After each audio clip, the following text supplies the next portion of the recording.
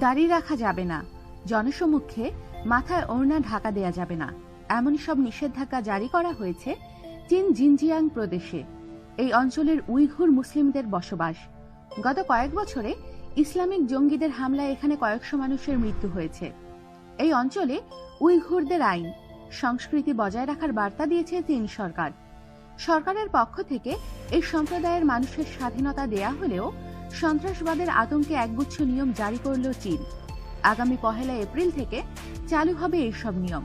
সেই নিয়মের তালিকা দেয়া হয়েছে জিনজিয়াং প্রদেশের অফিসিয়াল ওয়েবসাইটে।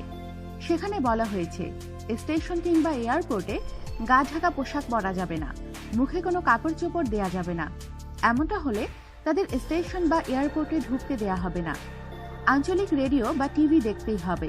আইনি পন্থা না নিয়ে ধর্মীয় পন্থায় বিয়ে করা চলবে না। বাবা মায়েদের তার সন্তানকে উপযুক্ত শিক্ষা দিতে হবে। সন্ত্রাসের বিরুদ্ধে ও সংস্কৃতি বজায় রাখতে তাদের উৎসাহিত করতে হবে। নিয়মিত স্কুলে যেতে হবে ছাত্রছাত্রীদের। এর আগেও এই ধরনের নিয়ম জারি করা হয়েছে জিনজিয়াং প্রদেশে।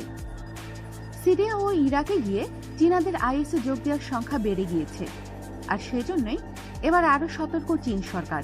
চীনে আইএস হামলার হুমকি দেওয়া হয়েছে একাধিকবার, আর সেই জন্যই এই ব্যবস্থা নিয়েছে চীন সরকার। গত 1 বছর ধরে চীনের প্রেসিডেন্ট শি জিনপিং সংখ্যালঘুদের উপর নজর রাখার নির্দেশনা দিয়েছেন। পুলিশি নজরদারিও বাড়ানো হয়েছে। জিনজিয়াং অঞ্চলে মূলত চীনের মুসলিম উইঘুর সম্প্রদায়ের মানুষরা বসবাস করে। গত কয়েক বছর ধরে এই অঞ্চলে রোজা রাখার উপর নিষেধাজ্ঞা আরোপ করে রেখেছে চীনের কমিউনিস্ট সরকার।